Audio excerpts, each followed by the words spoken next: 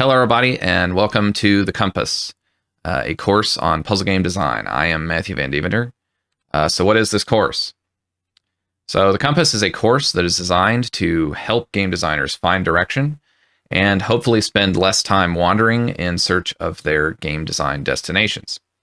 Now, an important thing to note is that this course was produced over about 6 months of time, and some of the subsections were recorded with no real regard for continuity. So if you see me change outfits or hair or beard lengths over the course of the videos, don't be surprised. So you can think of this course as a bit of a sequel to a talk that I gave in 2015 called The Do's and Don'ts of Honest Puzzle Game Design. That talk represented kind of a condensation of all the things that I knew about game design, and particularly puzzle game design, up until that point. Of course, it's been a bit over 10 years since I gave that talk, and in the meantime, I shipped a game called Taiji. So this course is kind of intended to be another condensation of all the things that I learned over the past decade since that previous talk, mostly things learned while making Taiji. So the course mostly applies to systemic puzzle games, though it may have some applications outside of that. So that would really be like any of the games that are on this slide. Some additional games would be Braid or Steven's Sausage Roll or OOO, but not games like Monkey Island or games that only include puzzles as a pace breaker like the God of War games or Silent Hill or anything like that.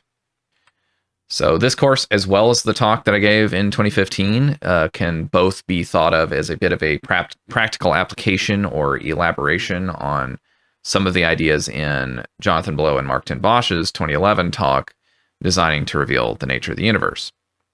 Now, I highly recommend watching this talk.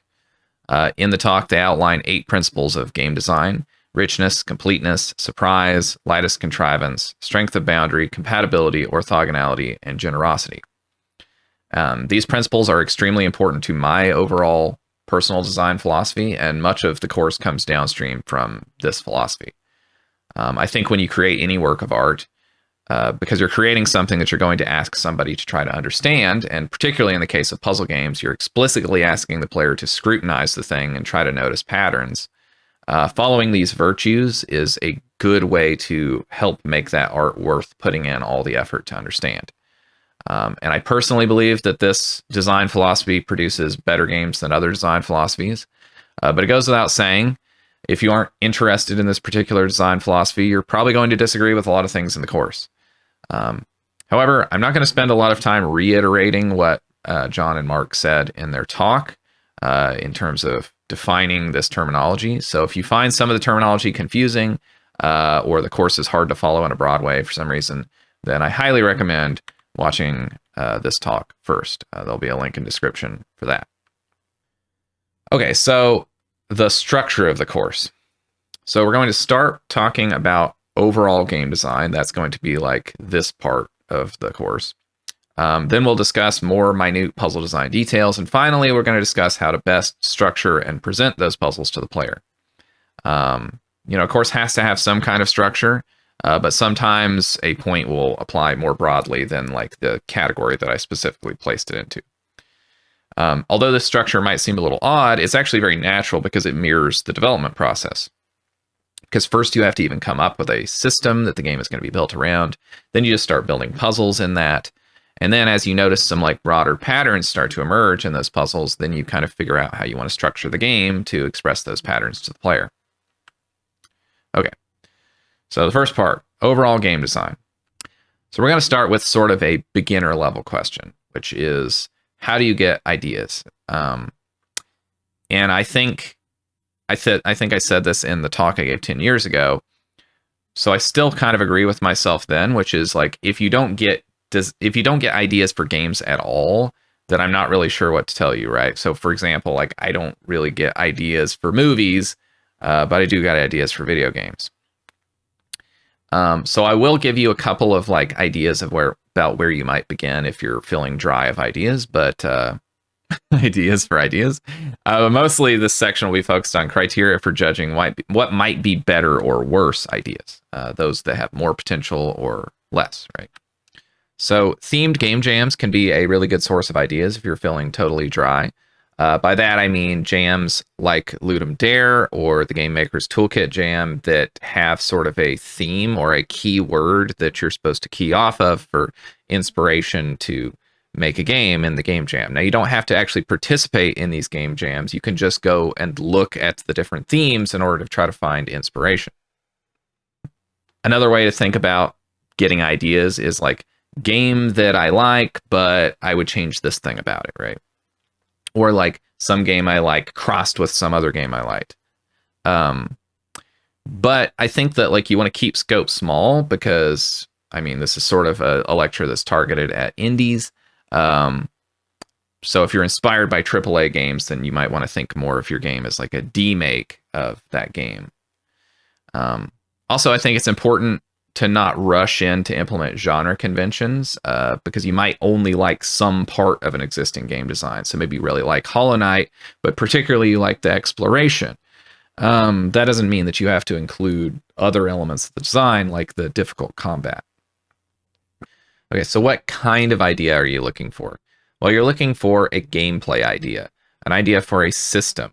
Not really a story idea, although sometimes system ideas and story ideas come together. And I have nothing against story games. In fact, some of my favorite games are story games, but that's just not the subject of this course. But some ideas are better than others. But how can you tell a good idea from a bad idea? Really, the only way that I know that you can do this is by prototyping the ideas. So you just have to try the idea out and see what happens. But don't make every prototype your next big project. Just focus on making a lot of small things quickly, and then you can compare across all of the possible projects and just pick the most interesting one. Oftentimes, beginning designers feel like they're stuck in this cycle where they're habitually abandoning their projects. But really, oftentimes, what's happening is that they're overcommitting to the wrong ideas. So they spend months and months and months working on something that really wasn't that interesting of an idea, and of course they abandon it because it wasn't that interesting. So I think the best thing to do is to just try a lot of things really quickly so that you kind of have like a base to choose from for you know, what do you want to make next. But again, how do you tell which are good or which are bad ideas, right? And your idea for that game system is kind of like a box, and you're opening up the box by prototyping it, and things come out of that box. Now there'll be good things, there's bad things, but if it's a good idea, then there's things that come out of that box that you didn't immediately expect. Because if you can immediately anticipate the consequences of the system, then that means that the player probably can too, and it's just not very surprising or deep. Surprise should come so naturally out of the system that you're surprised even when you're working on the game. So if you find yourself working very hard for every shred of something that's interesting about the game, then you're probably just digging in the wrong spot. All right, so I think typically you want to design games where it's relatively cheap and easy to add new puzzles into the game. With that said, I think Storyteller and The Witness are both obvious counterexamples here. They both had very labor-intensive design processes where a lot of work was required to implement individual puzzles sometimes that might only take a player moments to solve. Storyteller in particular took many years just to even figure out the kind of core facets of the design, such as the concept of having like different kinds of scenes that when you place the characters into those scenes, they will interact in a way that's different depending on that scene. The Witness also has, as part of its core concept, a huge secret, which I don't necessarily need to spoil here, but the secret puts tons of pressure on the entire rest of the design of the game in order to work well and make sense. And it's entirely possible for a player to play the entire game and never even notice. So both of these games are great games, but they both also took around a decade to make, and there was no guarantee whatsoever that they would be a financial success. So I'd say that they're sort of the exception that proves the rule of very content-heavy puzzle design. So just generally beware if you sail into these waters, because they are dragon-infested, and you can just expect to spend either infinite time and money or fail trying. So you're looking for designs with depth, right? And I define depth as maximum richness and surprise, for minimal contrivance. If we look back at our virtues, these of course are 3 virtues on our list. And you know what richness and surprise means, right? So richness means there's a lot of stuff there, and surprise means that it's surprising. But what about contrivance? Now, when I say contrivance, you might think of this kind of thing, but I want to get at something more subtle. So the way I think about contrivances is that all mechanics are contrivances, because they're an artificial thing that you have to put into the game in order to make things happen. And really anything that you put into the game can be thought of as a contrivance. So if contrivance is the cost that you pay to put things in the game, then the important thing is that what you get is worth that cost. And if you can get the same thing for less, then that's just always better. So choose the fewest things that produce the result that you want. Now, why do you want to minimize contrivance? Well, you know, lots of rules are hard to remember. There's cognitive load and there's effort that's associated with the player learning the rules of the game, and you don't want that to be out of balance with the reward that they get. Now, when I say reward, like there's shallow reward and there's deep reward. So shallow reward would be like, ooh, fireworks went off when I solved the puzzle. But what I'm talking about is deep reward, which is more like I witnessed something sublime and beautiful. I saw some aspect of the universe. And you can think of the system that you implement a game as being like a little tiny toy version of the universe. And of course, it's a toy because any system that you implement in a computer is going to be simpler than the real universe, because, I mean, real world physics is unbelievably complex. But the simplicity makes it more accessible to the human senses. So you don't want to make it unnecessarily complex. Now, that begs the question, are some mechanics more contrived than others? Could you be wrong about the very first thing that you put in the game? And I kind of think in the abstract, no. I think maybe it's like painting, where it's like, well, is there such a thing as a wrong color to put down on the canvas first? I mean, it depends on what you're trying to paint. So what you're aiming at determines what's the right decision. There's not really an absolute answer to broad questions like, should I have jumping in the game? But once you have jumping, then there's right or wrong ways to go about that. For example, the jumping should probably interact with other things in the game. Maybe there's blocks that you can break by jumping into them, or maybe if you jump on enemies, it kills them and it allows you to bounce off of their heads. So usually what's the right decision has to do with what's naturally harmonious with what's already in the game. Although there are sometimes exceptions where you need to redesign some existing part of the game in order to extend the game further. So let's go back from our aside here to talk about how do we get depth. So generally depth comes from combinatorics or combinatoric explosion. The different rules in the game interact in a way that creates kind of emergent surprise and depth. Now, sometimes the core concept of the game already has depth to it, but unfortunately sometimes you have to add things to get depth. Some examples of this would be The Witness or my game Taiji, which both have very basic kind of core puzzle mechanics. If you think in The Witness, you have these mazes that you have to draw a line through, and that on its own is not that interesting. You need to add more things to the game to make that interesting. All right, so we're talking about keeping contrivance minimal. So what do we add to the game? We want to pick things that are naturally harmonious with what's already in the game. In order to keep contrivance minimal, you should always first look to modify existing mechanics before you start adding new ones. And secondarily, if you have to add new mechanics, you should make sure that they do not overlap with the existing mechanics. Okay, so you're modifying existing mechanics. This sort of means you're trying to shuffle around the existing things in the game in some way to add additional depth. And in this category, there are 2 types of modifications.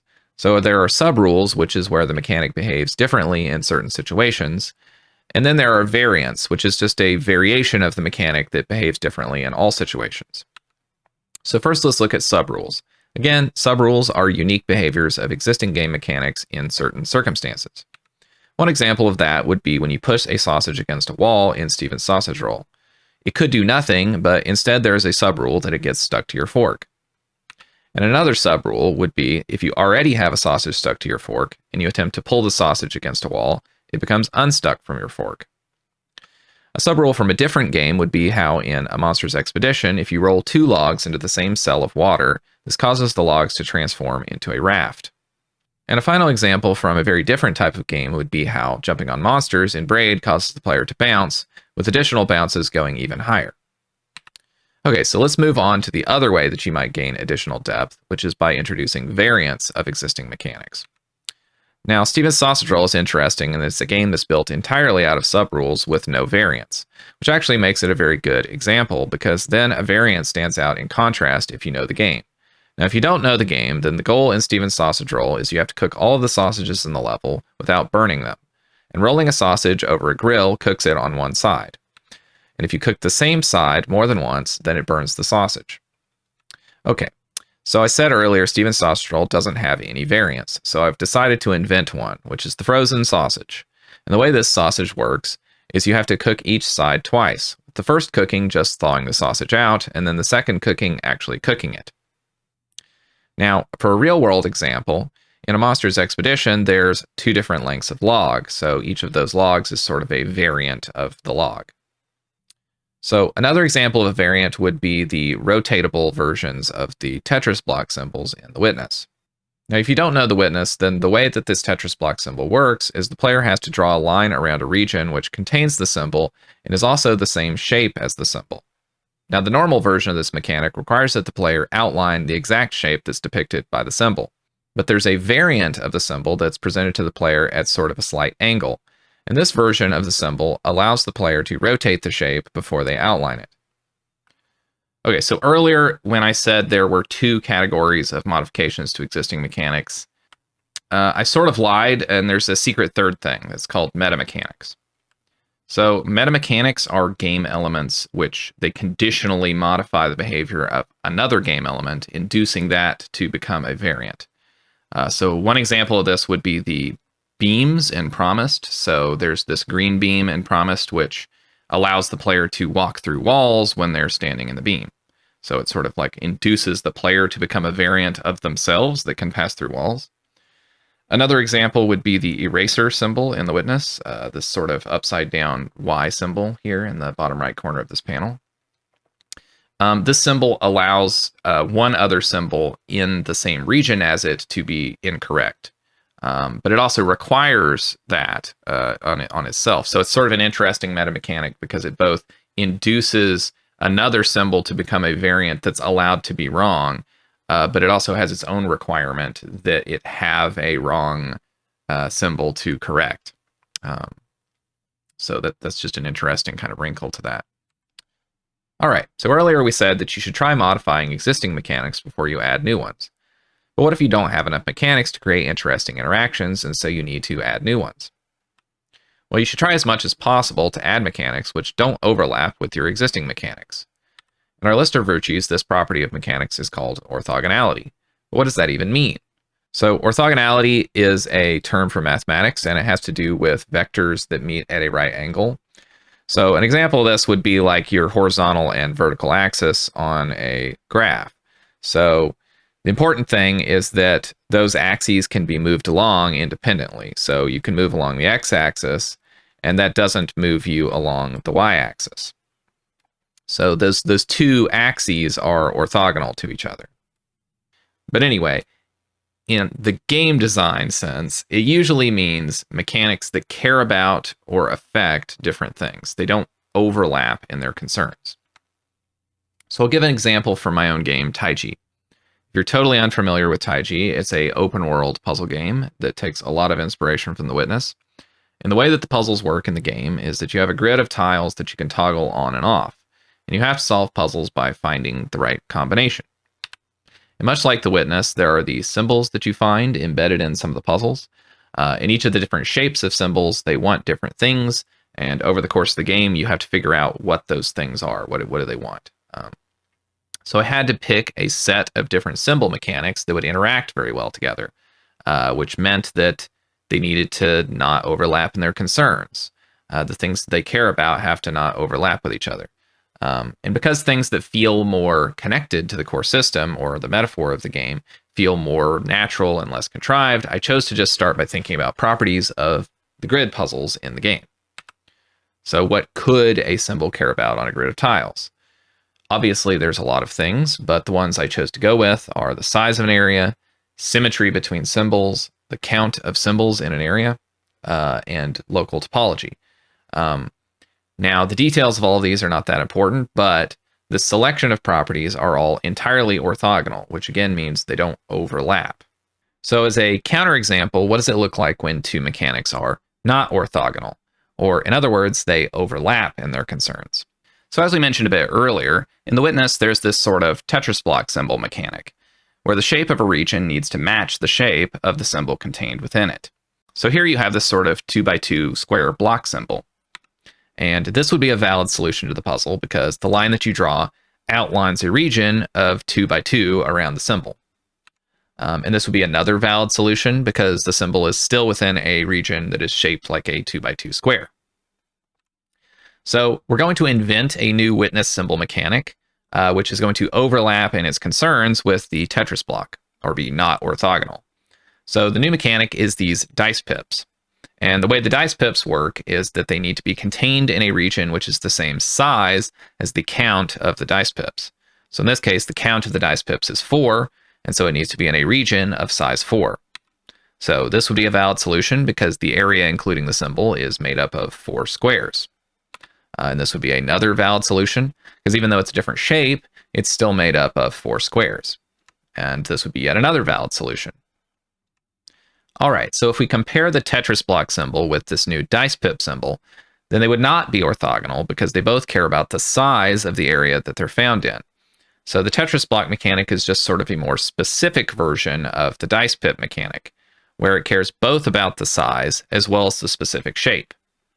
And so you probably wouldn't want to include them both in the same game, because although you could create puzzles including both of them, they don't really interact in an interesting way or generate emergent possibilities.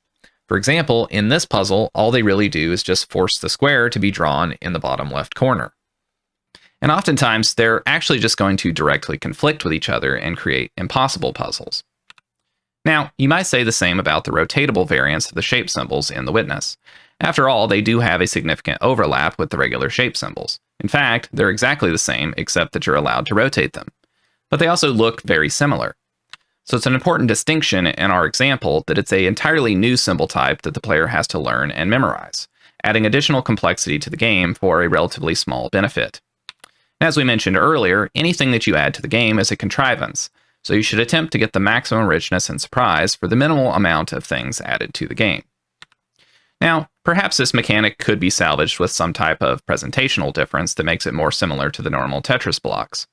But the witness has 3 different versions of the Tetris block already, so it would be somewhat challenging to maintain a clear distinction.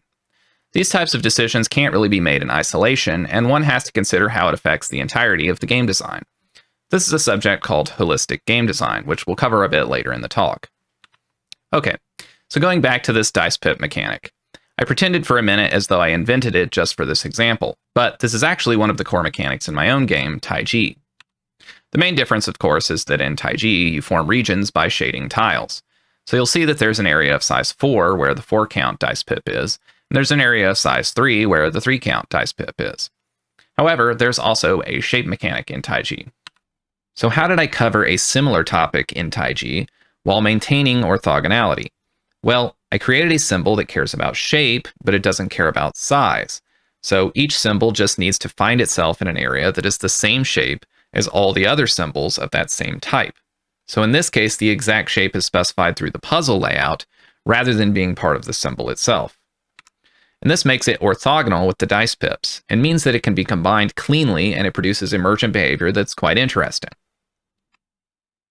Okay, so because depth often comes from how mechanics interact with each other, it's good to have orthogonal mechanics because they can be easily combined because they don't conflict with each other. Okay, so we've covered subrules, variants, metamechanics, and orthogonal mechanics. And if you have a successful prototype, then these are all very useful tools to expand on that and make it deeper and more interesting. But what if the prototype doesn't go so well? Well, I really think that there's only 3 things that you can do. You can either push, pivot, or punt. By push, I mean you keep the same idea, but you try to improve the implementation to be more in line with your idea. By pivot, I mean you change something about the idea in order to make it work better. And by punt, I mean, you just move on to something else. And sometimes the idea just sucks and you should move on, but you shouldn't confuse the implementation with the idea. You have some original concept that was in your mind that inspired you to make the prototype in the first place. But it's important to recognize that the prototype is just an implementation of that idea, and it's not the same thing. Just because the implementation didn't work doesn't mean that the idea was necessarily bad. Sometimes you can stick with the same idea and try a new implementation. Now, it's a skill being able to tell whether or not the thing that you're looking at is like the same thing that you were looking to create. John Blow called this skill inverse conveyance in a 2008 talk called Push and Convey. And this is a slide from that talk that's sort of expressing what poor inverse conveyance looks like when you confuse the implementation for the idea. So the idea is sort of here in your head. It's this perfect 5-pointed white star, and you're looking out at the thing that you created in the world, and you're thinking to yourself, well, it's white and it has 5 points, so I succeeded in implementing the idea. But of course, you know, this idea is this implementation is not the same at all at the idea. So working on that skill is working at better perceiving the thing you created and how it differs from what you intended. So all that's to say, the details of the implementation matter, right? The first version is just a stepping stone along the path. So you need to keep your original vision strong in your mind. And if the thing that you made is not living up to that promise, then you keep pushing. And sometimes you need to rethink those details to make the idea work. So you know whether or not the idea that you had has potential or not, and your job is to capitalize on that potential. And sometimes to do that, you've got to push. So as an example of the importance of pushing to really capitalize on the potential of an idea, I want to talk about how long it took to actually settle upon the final interface for the puzzles in my previous game, Taiji. So this is like the very first test build of the game that I ever sent out to anybody. So it's from February of 2016, I think. And the way that the interface worked in this version is that you would move around with the arrow keys, and then there were these little start tiles when you would go to a puzzle, and you'd have to hit the Z key on that start tile to go into the puzzle. Then at that point, the arrow keys no longer moved your character around, but instead they moved a cursor around in the puzzle. And then puzzles would like auto light up when you had solved the puzzle, and then you'd have to hit the X key to leave the puzzle. So needless to say, this was a very confusing interface for many of the testers, and some of the testers actually complained about it. You'll find that less testers complain than you think. This early version did have some puzzles where you would actually walk onto the panel, but this was mostly just used to let you arbitrarily pick a start point for your line to begin.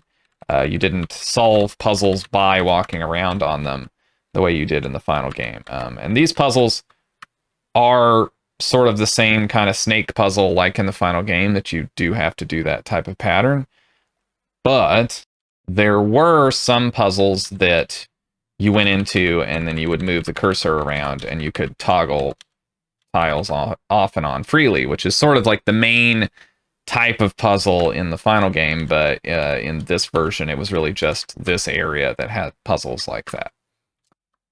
Yeah, so, you know, the main problem with the interface at this point was that it had this modal aspect, and it just didn't feel very good. So this next build is from a year later, in March of 2017. And at that point, I had already figured out that it was better to not have these two modes, so you could always just walk around, and now you would use the mouse to point and click and do puzzles. So you could just point and click. Puzzles still automatically would like solve if you had achieved a solution state. So there was no solution checking, which caused some problems in and of itself. Namely that like I couldn't have a puzzle that the starting state was actually the solution state. And the other thing is like it never feels good to have a puzzle be solved accidentally. Like you always want to have you think that you've solved it, and then the game confirms that, not the game confirms it first. Like the part that feels good is when you think you've figured it out. But at the time, the main problem that I was dealing with was the fact that, like, if you could see a puzzle, generally speaking, you could do it. So, you know, you see these puzzles down here on the other side of this wall. Well, I can just do those puzzles because there's nothing preventing me from doing it. Now, I did have like a little bit in this version where there were some puzzles that you would want to like stand on a tile to even interact with the puzzle. But it was a little bit of a problem. This is 2 whole years later, and the main thing that I figured out is now I have this power system in the game, so when you solve puzzles, they power up these wires, and those power up the next puzzle, and puzzles have to be powered before you can interact with them, which really helps the progression situation, right? Now, I still had these spots where sometimes you had to stand on a thing to do a puzzle, mostly for these kind of puzzles, because these were the puzzles that you have to walk through, and you needed to not be able to interact with them while you were walking through it. But occasionally I did use them for regular puzzle panels. But in any case, I had figured out the problem of you interacting with puzzles that I didn't want you to interact with yet. But I was fixing to move into production and doing art for the game, and I was having another problem, which is just the sheer physical space that all of these puzzle panels were taking up, because there's just screens upon screens upon screens. If I no clip here for a second, there's even more screens over here and more screens over here, and it's just miles and miles of screens, and I couldn't imagine any kind of like area that could physically house all these that would make any sort of sense. So this was like the main problem I was having at this point. Okay, so in just 3 months later, then we have this build where this will all look very familiar to you if you played Taiji, because I had basically figured out the final interface for the puzzles that I wanted to have. So, you know, now puzzles don't automatically check your solution. You have to manually click the start tile that you're standing on. And you could have multiple puzzles share the same screen with the start tile that you're standing on, selecting which puzzle was going to be visible on that screen. And obviously this worked really well and went on to be the interface that I shipped the game with. So, but the whole point here is that this took 3 years, actually more than 3 years, to figure out the way in which you interacted with the main mechanic of the game. But it was really important because you could imagine, like, I could have shipped a version of Taiji that had that original interface where you pressed the Z key to go into puzzles. Most of the puzzles in the game would have still worked, but it would have been a much worse game. So it's really important that you focus on the details and keep pushing to make the game better. So sometimes you have to push, but sometimes something about the prototype gives you a new idea that might be more interesting than the original one. Or maybe some part of the prototype worked, but the main idea didn't. Maybe there was an interesting bug that happened along the way. Don't forget that the point of prototyping is to get new ideas for a game. So you want to be as open-minded as possible. So don't fight the current. Just go with the flow, and sometimes it's just best to pivot. With all that said, sometimes you may feel that a prototype is not living up to its potential, or it isn't exciting enough to be your next project. In this case, I think it's best just to move on and prototype other things. Sometimes you just gotta punt. It's never wasted work, because it's possible that that idea just requires time to see a new approach, or it may find its place as a smaller part of another game. Okay, so now, speaking of pivoting, we're going to pivot into a section that's sort of a list of advice topics in the category of overall game design. Things that I think that you should do and things that I think you shouldn't do. So do's and don'ts. The first do is you should explore ideas that nobody has succeeded at before, if you're brave. So naturally, unexplored waters could be the site of great discoveries, but they could also lead to your doom. So oftentimes nobody is heading in that direction for a very good reason, but it's really hard to tell the difference between common wisdom and bandwagoning. You know, just because every game does it this way doesn't mean that it's the best way, but sometimes it is. Certain really good ideas sound like terrible ideas. It can be very hard to tell the difference between a really bad idea and a really good one. Even experienced game designers often fail to recognize great game ideas because they don't fit into an already established successful model. For example, Minecraft seemed really stupid to me the first time I ever saw it. I thought, who would want to play first-person Dwarf Fortress? Now, if you have no idea what Dwarf Fortress is, which wouldn't surprise me, then this is a screenshot of Dwarf Fortress. So the original game used text-based graphics, but just to give you something nicer to look at, there's a fairly recent Steam remake of Dwarf Fortress, which actually has full graphics. But anyway, Dwarf Fortress is a simulation building game played from a top-down perspective. The details of the game aren't that important, as far as the broader point that at the time, this game was the closest established successful model to Minecraft.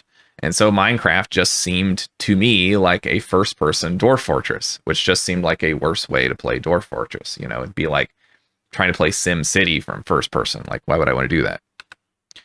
Obviously, what wasn't clear to me at the time was that the game would become very popular for its collaborative online building aspect, which is sort of a unique gameplay fantasy that it provided very well that other games didn't. So, for example, there had been lots of Lego video games, but none of them were really as easy to pick up and play as Minecraft, or as easy to play with your friends. As another kind of example, The Witness is a game that has at its core a design idea that seems totally inadvisable to pursue. In fact, I advised against this kind of design earlier in this very talk. What this involves particularly isn't necessary to spoil here, but The Witness is at its core an extremely risky design. You kind of have to be a crazy person to try to make it work, or at least very brave. But it's impossible to sidestep the fact that it was ultimately a very successful and influential design. Now, as a caveat, probably you don't want to try to explore technology ideas that nobody has succeeded at before. For example, you don't want to be saying, I'm going to make a 1,000-player MMO with real-time fluid physics and fully destructible environments. It's often the case that these kinds of ideas are typically avoided for a very good reason, and less likely that others just had the wrong approach. So don't overscope and try to make like the game, the ultimate game. That's almost certainly a path to failure. So to sum up, great risks can lead to great rewards. You sail off into the west, maybe you discover the new world, but maybe you get eaten by sea monsters. So going against common sense is sometimes the path to innovation. But sometimes you find there's good reason why nobody does it that way. As a counterpoint, don't make weird stuff that feels bad just because you can. But I'm an artist, you might say. I want to make weird stuff. And it's true, indies definitely have the advantage that they can pursue idiosyncratic interests and just have things in the game because they like it, even if players don't. But you still need to be concerned about whether or not anyone will want to play the game long enough to experience the interesting parts. Part of being skilled at the craft of game design is being able to make games that feel good to play. Often avant-garde artists break some rules in the pursuit of higher goals, but not caring about the rules at all doesn't make you a great artist, it just makes you a poor craftsman. So you should strive to master your craft and prove that you can make a good feeling and entertaining game. After all, if you as the designer didn't put care into how the game feels, then why should I assume that there's anything of value in the game at all? To sum up, the core gameplay loops should be satisfying and intrinsically rewarding, and the core interactions should feel good. So if you want a deep dive on game feel, then I recommend this book by Steve Swink. It's called Game Feel. It has a lot of information on the subject, but one of the really cool things about the book is you can actually go to the website for the book, and there's demos that you can download, which have different variables that you can tweak, and you can see how that affects the feel of the game. And you actually don't even need to buy the book to look at those demos, although the book does help explain what's going on in the demos a little bit better. But I'll give my one-sentence definition of game feel, which is how well does the game allow the player to express their intent? And again, you might say, but it's a puzzle game. The entire point is barriers to the player expressing their intent. But the important question is the barrier to the player expressing their intent more interesting than it is annoying? Now, an example of where the barrier is more annoying than it is interesting is Snekburd. So Snekburd is sort of a demake of Snekburd, and it has some very good level designs, which we'll cover in the next part of the course. But there's also this part in the game where you get these double-sized birds. And due to how the movement in the game works, this means you have to move twice in any direction before you can turn. And this constantly generates annoyance when you're trying to move the bird around, and is an example of how poor game feel can really ruin an idea that seems like it has potential. Another example of poor game feel is a little perspective. Now, these opinions about the game feel are based on the demo because the game's not out at the time that I'm recording this. But I think the problems are intrinsic enough to the game design that they will persist into the final game. So there's two problems with the feel of this game. One is that it shows this isometric perspective, but if you play with a keyboard, it's unclear which direction you need to press to move.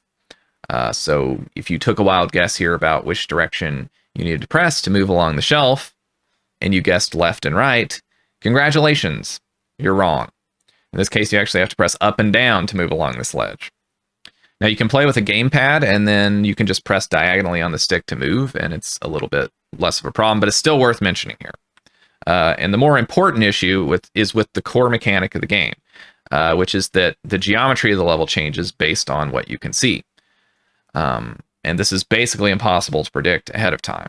Now, the hope of the game design is like this unpredictability will create surprise and delight, but instead, it often creates annoyance and frustration because the feel of the game is that you're constantly trying to move around somewhere and then you can't for a reason that you didn't anticipate.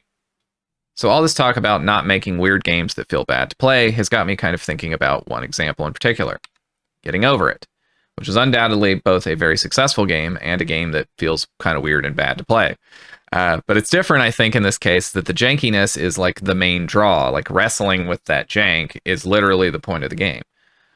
So that's just different than the other examples, because in those examples, the annoyance was kind of a unfortunate side effect of the main idea of the game, which sort of distracted and detracted from the core experience. And even still, this could fall into that category of how some of the best ideas sound stupid to experienced game designers. So the next do is watch people play your game. When you're designing things, you sort of have an idea in your mind of how things will go, and a playtest is a reality check on that. If you're a beginner, you're probably like 97% likely to be deluding yourself about some very important part of your game, and the test will probably not go as you expected, and you'll need to adjust the game based on that feedback. So playtest early and playtest often. You don't want to spend multiple years polishing up the game and then it all falls apart the first time somebody plays it. So my suggestion is that you should have people playtest the very first version of the game that seems like somebody might enjoy the experience.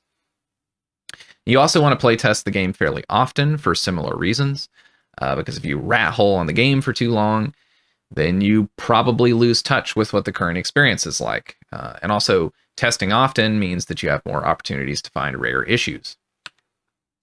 So how do I find playtesters? Well, you want to try to find people who might like the kind of game that you're making to test it. Don't just get your grandma to play it. Other game designers are often a very good source of playtesters, especially if they're experienced in the genre of game that you're making. And if you live in a city, then perhaps you can look into local indie dev meetups so that you can find people there to playtest your game.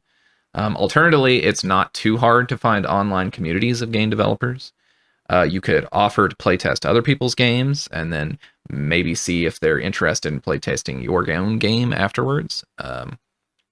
Additionally, testing other people's work in progress games can be a really good way to accelerate your learning about game design. Because sometimes you can learn a lot more by seeing what doesn't work than what does, because sometimes a finished game is just a little bit too polished of an artifact and you can't see the process or the rough edges.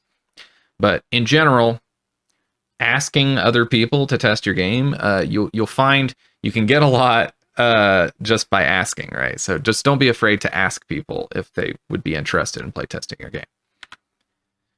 Now, if you're testing online, if you're having people from the internet playtest your game, then don't just send people the game and then ask them to write some feedback when they're done. This doesn't give you enough granularity of feedback. There's very likely to be issues that playtesters don't even notice. And you're also highly susceptible to the they're being too nice problem, because people often don't want to tell you that they think your game sucks because they don't want to hurt your feelings. So my advice is always to try to get people to record themselves playing the game, just rambling stream of consciousness style into a microphone the whole time about whatever they're thinking about while they're playing. So just start with an hour video, and if they still like the game, then they can continue playing in hour-long chunks. Now, the reason I suggest an hour is because it's just sort of a manageable chunk of video for both sides. And there also might be something horribly wrong with the game the player doesn't realize. And you don't want them to be playing for more than an hour if the game's really broken. Or there might be technical issues, the recording could be lost, and you don't really want to lose lots of playtest time. So really, like, it's at max an hour. Try to keep those sessions to at most an hour. It's not like a minimum of an hour, but you don't want to go much over. So the way that I usually do this is with unlisted YouTube videos. So those are super convenient because you can just send anybody the link and they can watch the video. But bear in mind that that convenience also makes it somewhat insecure, because if you leak the link, then you're leaking the gameplay footage. So keep that in mind if security is important. Another point worth mentioning here is that you will get the most value out of watching these videos if you watch them in real time. The only way to know, for instance, what the pacing of the game feels like is to actually experience that the way the player does. So unless you're like very short on time, or you have a very long game, or you're only interested in very granular feedback, okay, like players are getting stuck on this level for a long time, or okay, they got soft locked here or whatever, then it's best not to watch playtest videos at an accelerated rate. Another principle that we kind of need to discuss here in relation to testing is the concept of Kleenex testers. So much like you wouldn't use a Kleenex multiple times, you use it once and then you throw it away. You can only really get a player's first impressions one time. So if you need updated feedback on first impressions, then you have to get new testers. You can't have the same testers look at a new iteration of how something is introduced in the game and really know if it works or it's made a difference. And with that said, if you watch a lot of people play your game for the first time, you can start to develop a mental model of how new players look at things in the game. This is an important skill because it cuts down on the amount of error in your prediction, meaning playtesting is more likely to go the way that you had hoped. This is sort of kind of that inverse conveyance skill that we discussed earlier. So this starts to become like a more general transferable skill across projects, and you can get to where you're more correct than you used to be about how new players will see the thing that you're making overall. So it's definitely worth developing that skill. Okay. Also on testing, don't over-cater to too few testers or to the wrong testers. You want to be humble as a designer, but you don't want to let playtesters just take the wheel. Playtests are only a reality check on if the design is working as intended. It's not a requirement that everybody who plays the game enjoys it and doesn't experience problems. Especially early on in the project, you may not even really be sure what you're making yet, and you can easily be swayed by what other people want the game to be. Now, as I mentioned earlier, it can be very great to get experienced game designers to playtest your game, because especially if you're a beginner, it's likely that they know better than you. However, it is important to remember, as I said earlier, some of the best ideas sound stupid to experienced designers. So if you're at a more intermediate level and you're making particularly avant-garde or groundbreaking work, be wary of when other designers want to push the game to be more like other games. Playtesters are very good at spotting problems, but they're not so good at providing solutions. So you should always take their complaints seriously, but don't necessarily listen to them in terms of their suggestions on how to fix the problem. Another thing to keep in mind is that some people are just not going to like your game at all. It just isn't their thing, really. You don't want to take negative feedback too seriously from people who wouldn't really play this kind of game anyway. This is really just another way of saying know your target audience.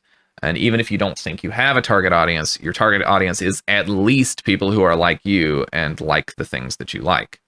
And I would consider it a necessity that your target audience at least include yourself. So another thing to be kind of wary of is, like, don't have one person play the game and then totally redesign it. You don't want to be playtesting with too few people, because maybe you get really unlucky and the first person that plays the game gets stuck on something that nobody else does. There can be really large variance between tests. So when you watch playtests, just ask yourself, is this within the bounds of acceptable experiences that I want to have a player have when they're playing the game? And if it isn't, then the urgency of addressing that really depends on how common it is and how easy it would be to fix. Because there's lots of things that you need to do when you're making a game, and so you kind of need to triage. If it's a very common issue or it's very easy to fix, then it should probably be considered high priority. But the only way to really tell how common something is to watch more playtests. So the rule of thumb for me was always to have at least 3 testers for each round of testing, and at most 5, because past 5, you're unlikely to see anything that you haven't seen already. And if you're doing the video playtest thing, it's just a lot of footage to watch. As I mentioned earlier, you want to playtest fairly often. So even if you miss something, you're going to have more rounds of playtesting later, and the issue hopefully gets caught in the next round. Okay, so the next do is nested gameplay loops. So what is a gameplay loop? Well, a gameplay loop is any repeated type of action that the player does in the game. So for example, in an action game, that's like you encounter an enemy and then you defeat it or avoid it or whatever. In a puzzle game, this is usually just you solve a puzzle, but it's just a repeated action that you do over and over in the game, and it constitutes the primary gameplay loop. However, it's very important that you have a hierarchy of nested gameplay loops of increasing length in order to maintain player motivation. As an example of a hierarchy of nested gameplay loops, let's look at the witness. So the smallest gameplay loop in the witness is a single puzzle, and you just do the puzzle and then you find the next puzzle. The next higher up loop is a single sequence. You complete the sequence, you power the next thing, or you understand the rules so that you can move on. The next higher up loop is complete an area. You do all the sequences in the area and you get a laser. And then the largest loop constitutes the whole game. Either you do enough areas to unlock the entrance into the mountain, or you do all the areas. Now you could imagine the witness being a bunch of random puzzle panels scattered in a field. If a player starts solving these, then maybe they're enjoying themselves for a while, but after a bit they're going to start wondering to themselves, well, what am I working towards? Like, what is the point of all this? So it's good to make sure that the player is aware of the overall progression structure of the game and what they're working towards. Now, oftentimes the player doesn't care about the broader progress, but it's still good to know that it's there. For example, in the witness, you only have to complete a subset of all of the areas to get into the mountain and complete the game, but most players still just do all of the areas before proceeding. So Patrick's Parabox is a bit of a negative example here, because although it's very clear what needs to be done to complete an area, it's not at all obvious how many areas there are in the game or what needs to be done to complete the whole game. The game is just sort of a long linear progression of worlds, and the player might begin to feel anxious or annoyed not knowing how far they are from the end of the game. The next topic here is that you should do holistic game design. So what does holistic game design mean? Well, holistic game design means that you're analyzing elements of the game, not in isolation, but in relation to the entire work. Do the different elements of the game harmonize, or are they dissonant? Do they work together cohesively, or do they conflict? How balanced does the overall design feel? Are there like weird lumps in the design space that feel like they don't belong? Anyway, it's really just a way of analyzing how well the different parts of the game are working together. So there's really going to be a large overlap between what you might call a holistic game and a good game. Okay, so let's use the black and white stones in the witness as an example. It's a quite simple mechanic that's introduced near the beginning of the game. And the way that this mechanic works is that it requires the player to draw a line separating the panel into regions only containing one color of stone. So let's ask the question, is this mechanic good or bad? The principle of holistic game design means that you can't just analyze that in isolation, because there's many other things in the game. And it's more about how the black and white stones fit in with all those other things. If the stones were the only thing in the game, then, well, they're not that interesting. But they're good because they interoperate very well with all of the other things in the game. You could imagine some things that you could do to make the black and white stones more interesting on their own, but then maybe they don't fit so well in with the other things in the game. In fact, an earlier version of the witness included additional variations on the black and white stones, which were later cut for this exact reason. This is an area that built upon the sort of black and white spots that you're introduced to in the beginning, but it starts playing with them in ways that I don't want to go through and explain, but they're ways that are not present in the final game, but that I think is a really interesting, fascinating puzzle, right? So you go down these like 3 parallel channels of different things that could be going on, like these little rotating versions of these spots are not in the final game. And then, wait, where's the third one? Oh, I went out too far. This one, and this has colors. Multiple colors are in the final game, but the way this operates with the other 2 is not. And then I get over here, and I'm presented with a series of challenges where I have to solve all 3 of these things, and it's cool. It's a cool puzzle. It does not exist in the final game, and the reason why it doesn't is because even though this was a fascinating area by itself, and this was a cool direction to take the rules for this particular symbol type, I didn't see how to make it interoperate with the other puzzles in the game that we came up with later. It was just unclear how to make something good out of that. Okay, so thinking about the individual mechanics and missing the big picture is sort of like this. So making part of your game better is not always the same as making the whole better. Now, if you'll forgive me for going outside of the puzzle genre for a bit, I want to use Pseudoregalia as an example of what issues can happen if you don't consider a design holistically. So Pseudoregalia is a 3D Metroidvania platformer. It's a fantastic game, and it was my favorite game that I played in 2023. There's just wonderful movement in the game. It's just a joy to play. And in Pseudoregalia, like many Metroidvania games, you gain additional moves over the course of the game. Now, there's a move in the game that it lets you do a wall kick. It's a fantastic move, and it has a very high skill ceiling, and there's many satisfying challenges in the game that a player could spend hours attempting using that move. There's only one problem. These challenges are actually intended to be solved using the wall glide move. Now, the wall glide lets you gently slide along walls for long distances by simply pressing a button. It's very powerful, but it's also extremely simple, and it utterly trivializes the skill ceiling of the wall kick. And even worse is that you're supposed to get the wall glide before you ever even encounter most of these challenges, which means that even speedrunning the game would never require the player to sequence break by mastering the wall kick.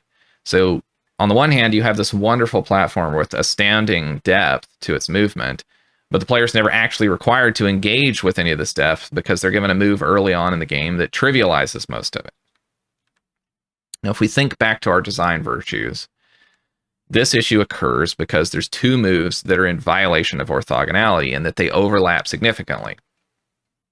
Although there's some things you can do with the wall kick you can't do with the wall glide, there's actually only a few things that you can do with the wall glide that you can't do with the wall kick. And this is why the principle of orthogonality is so important to consider, whether you're making puzzle games or otherwise. Now, luckily for me, I accidentally didn't find the wall glide until very late into the game, which meant that I enjoyed the game a lot more than I probably would have otherwise. I was just happily banging my head on challenges that I'm not supposed to be able to do. So overall, I think that the game would probably be a lot better game if the wall glide were just removed completely, and instead the game focused on exploring the skill ceiling of the wall kick. Alternatively, you could still have the wall glide, but it's just a very late game ability. Or you have to go really out of the way in order to find it. Either way, I think that it shouldn't be given to you early on because it trivializes the wall kick, which is an extremely interesting part of the game. And the ability to sequence break in this kind of game by skipping through challenges that are supposed to require a more advanced ability by just getting good with the more basic abilities in the game is just a really desirable feature for the Metroidvania genre.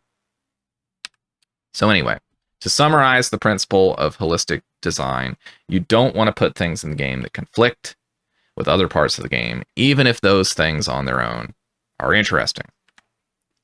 Now, in addition to considering whether game mechanics conflict with each other, you also have to consider how other elements of the game, story, art, and sound work together to affect the overall game design. So let's start with story. Story's impact on game design should be straightforwardly obvious. The popularity of storytelling in games is proof that story can provide a large motivating force to play through the game, even if the gameplay is unrelated and repetitive. People enjoy playing the game because they enjoy the story. But outside of providing motivation, how can story impact the overall game design? A great example is the companion cube from Portal. We designed this hall so that players had to use a box as a shield, but many playtesters read it as an avoid the energy ball timing puzzle and simply left the box behind. We solved this in large part by having the AI talk about the box. A lot. Once the dialogue went in, playtesters went from routinely abandoning the box to never wanting it to leave their side. Since we weren't going to make the players lug a box around for the rest of the game, we added a scene at the end of the level where the players are forced to kill the box. So that example shows that story can have enough of an impact to take a section of a game from being unplayable and not functional to being one of the most memorable parts of the game. I think there could be some argument that just putting the heart symbol on the cube would have caused players to be more likely to bring the cube with them. However, that leads naturally into the next point, which is, how does art affect game design? So, game designs that seem not to work and that people seem to be having a bad time with, if you change the color of the character and don't change the mechanics at all, that changes something about how people perceive it, about how much work their brain does when playing the game and so forth. And it changes the gameplay to change visuals, right? So a funny example, I'm friends with Edmund McMillan, who made Super Meat Boy, or one of the people who made Super Meat Boy. And when you win Super Meat Boy, you get to play as Bandage Girl, who you rescued at the end of Super Meat Boy. And people play as Bandage Girl, and they're like, oh, I really like her. Like, her movement is like really just a lot better. It's like stickier and stuff. And he says it's actually exactly the same as Meat Boy's. It's just got different sound effects and slightly different graphics. It feels different to play. And even people who have played the game for dozens of hours think that. So it's interesting that art can be so powerful that it can change how the game feels to play. And lastly, let's give an example of just how much sound can affect game design. Sound can be so influential that it actually affects the balance of weapons in a game. In Wolfenstein Enemy Territory, players complained that the submachine gun for the Allies team was weaker and slower than the submachine gun for the Axis team, even though they had the exact same stats. They're identical, they're absolutely the same damage, rate of fire, reload speed, clip size, absolutely the same. The players are wrong. This is bad feedback. And then we look at the server data, and players are getting more kills with the Thompson than the MP40. The players are right. How? What's going on here? And the one thing we trace it to is the Thompson had bassier audio. It just sounded more powerful. So players felt more powerful, they felt more confident with it, they went for more headshots, they got more headshots, they got more kills. The players were right. So the fix for it was to change the audio, not the weapon. we just put less bassy audio on it and they felt more similar, and that sort of solved the problem. Changing the music in combat, changing the ambience, the way the footfall audio works, changes people's perceptions of what the weapon damages are. Because it changes, what's the way of putting it? The adjectives and adverbs change the verbs in the game. Like, the whole feel of it is made of so many different elements, and people, as with cinema, tend to downplay the audio side of things. Actually, audio is a fantastic persuader, and has a really massive impact. Sometimes greater than the impact of actually changing the stats on the weapons. So you can see that sound can be just as impactful as art or story in terms of how it affects the game design. And so you have to kind of consider all of these things holistically as part of the game design. And that's essentially the idea of holistic game design. So the last don't for the talk. Don't take too long to get to the good part. Now, there's lots of ways to lose the player, but most of them have to do with your game being bad. But what you really don't want is to have a good game, but then you lose people because you gave them a false first impression that the game is boring and shallow. So you want to get to the unique part of your game very quickly. Another kind of way to put this is start good, get gooder. Now, nobody tends to do this on purpose. It tends to happen as a side effect of trying to do other things. So sometimes in order to teach the game, you want to strip away some of the complexity and start with the basics. But this can be taken too far. A good example of taking too long to get to the good part is Threadbound. Now, these impressions are based on the demo of the game, so it might change before the final release. But the gimmick in Threadbound is that you can tie together the horizontal and the vertical motions of multiple objects. So if you move one object, then it moves another. Now, this is an interesting mechanic that creates some surprising situations, but the demo starts with a significant section where you're just pushing boxes around without this unique mechanic at all. Having a few of these is okay for tutorialization, but the section drags on for too long, and it makes the game seem like it doesn't have much else to it. In fact, even when the linking mechanic is introduced, the initial run of puzzles is so simple that usually the first move that you make will solve the puzzle. So ultimately, the game kind of is overestimating how interesting it is in the shallow end of the pool. This is an easy trap to fall into, as you might find yourself surprised at how interesting your game can be, even when you strip away a lot of the complexity. But it is important to remember that the player has probably played similar games, and the likelihood that they've seen the basics elsewhere is very high. So, again, get to the unique part quickly. Another way in which oversimplification can happen is by burying the lead and attempting to be an Icebergvania game. Of course, you want your game to surprise the player with its depth, but don't try to artificially create surprise by making the beginning shallow. The iceberg game works when what's on the surface is good enough that even if that's all there was, it would be a good game. But it turns out there's even more. So focus on surprising the player with bonuses, not by holding back the goods. An example of this would be Outer Wilds. So Outer Wilds has sort of a problem of burying the lead too much. It's a game about gathering information so that you can break out of a time loop, but because the designers wanted the player to be surprised by the time loop, at the very beginning of the game, you're not trapped in a time loop at all. This unfortunately causes the first part of the game to seem sort of aimless and generic enough that some players might quit before it even gets good. Another example would be Riven. The beginning hours of this game are spent wandering around aimlessly, unable to understand any of the puzzles that you encounter. And as a sequel to Myst, this aimlessness is actually made worse because in Myst, the world building is never really part of the puzzles, whereas in Riven, the entire game is about understanding the world. So it's a similar situation where you could bounce off the game before you get into it. Now, a final way to lose players is by having too much intransparency in the core of the design. Now, what is intransparency? Well, intransparencies you can kind of think of as the challenge is that the player doesn't know things. An example of that would be the symbols embedded in puzzles in Taiji or The Witness, where a large part of the gameplay is about figuring out what those symbols even mean. And the problem with too much intransparency comes when the player doesn't even know that there's something to know. The core mechanics can be so opaque that the player doesn't know what their goal is, and they don't know why they're failing. An example of this kind of thing is the recent game Chroma 0. The game is mostly an information game, and a very avant-garde one at that. But in the beginning, it's a resource management game. However, you're likely to die multiple times before figuring that out. So these three big displays are your indicators of your red, green, and blue color resources. And the core gameplay of the game is that you can click these colored wireframe objects in the world and you can fill them up into solid walkable terrain. And when you do that, it consumes some of your resource. So if you attempt to fill in an object of a given color and you don't have enough left of that color resource, then you lose the game. The problem is that the indicators of how much color you have left are in a fixed location in the environment, which is often not visible when you're interacting with the rest of the game. This means that a beginning player is very unlikely to notice that the numbers change when they toggle objects because they're likely looking in a completely opposite direction. So the early part of the game, you're likely to be filling in blocks, not knowing that there even is a resource being used up, and you keep losing the game over and over. Later on, the game gets more interesting, and the game also adds a UI element that shows those resources on screen, but it's likely that a player might quit the game from frustration before they get to the good part.